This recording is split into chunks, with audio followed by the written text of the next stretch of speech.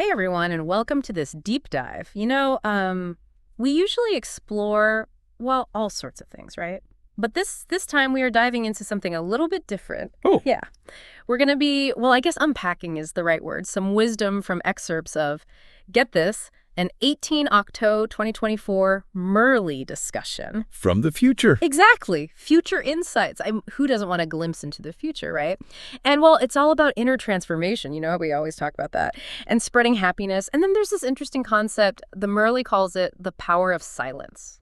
Huh, interesting. Yeah. So what are your initial, gut reactions to those ideas? Well, I mean, honestly, what I always find fascinating about these Marleys is how they take complex ideas and make them so relatable. Like this whole thing about becoming like flowers, Instead of causing sorrow, we should, I don't know, radiate joy. It's such a powerful image. It makes you think about how your inner state, your personal growth can really impact the world around you.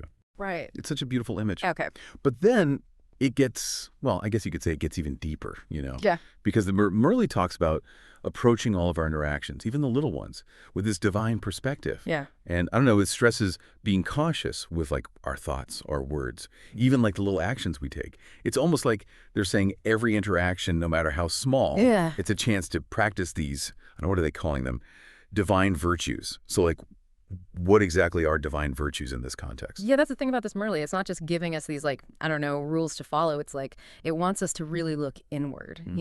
So developing virtues, it's less about what's on the outside, all those external rules, and it's more about cultivating, I guess you could say, those inner strengths, qualities like truthfulness, compassion, humility, all those things that help us, like navigate the world with grace and integrity.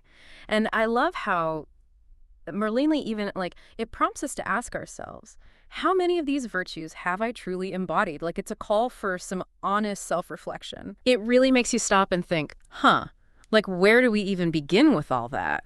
Right. Well, and then the Murderlight dives into this really fascinating concept, the power of silence. I don't know about you, but that seems kind of counterintuitive at first, don't you think? It does, because we're always being told to speak up, make ourselves heard, right? Exactly. So to then talk about power coming from silence, it's kind of a radical idea. Yeah. But what do you think it means?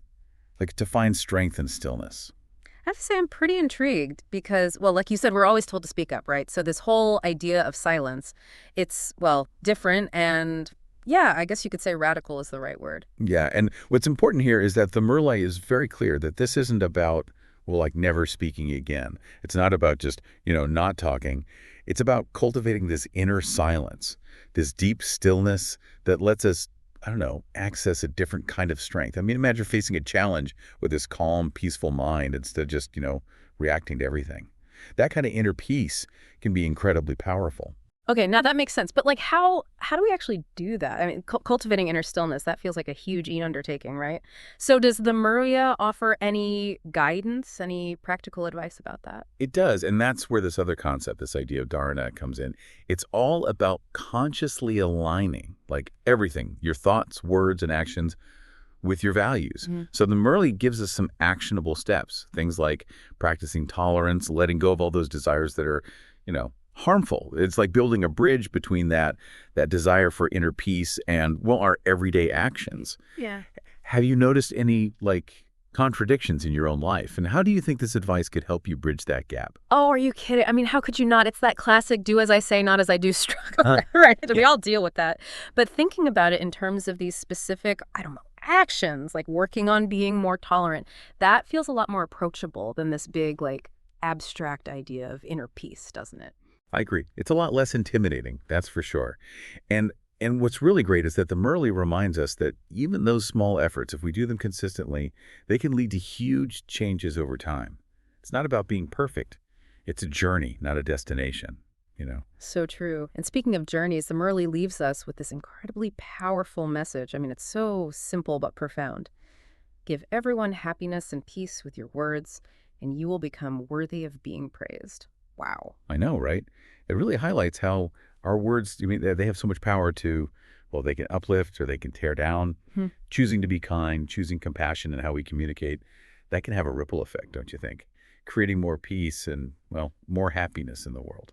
This whole Murli discussion, even just these little excerpts, I mean, it's given us so much to think about, hasn't it? It's like this powerful reminder that that real transformation, true transformation, has to start within. And then all that inner work, it impacts how we interact with the world and, well, how we contribute to a more, I don't know, peaceful and joyful existence. I completely agree. And if I could just leave you with one final thought to ponder, the Murli, it encourages us to view challenges as opportunities for growth.